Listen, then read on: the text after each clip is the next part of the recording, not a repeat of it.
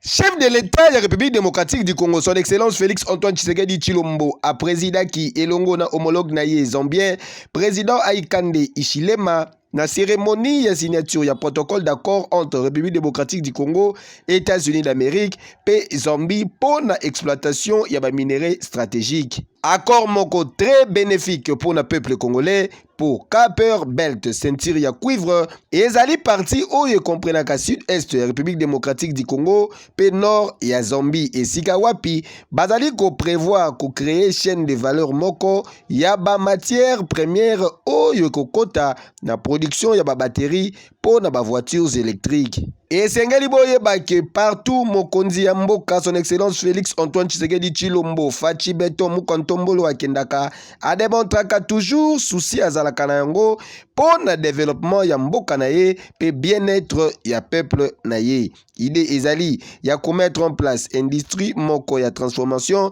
ya ba matière première stratégique sur place awa na République démocratique du Congo. Et sengeli boyeba lisusu ke na partenariat oyo tozali kozela apport technologique pe par ya ba investissement ya États-Unis d'Amérique. Boyende ezalaka.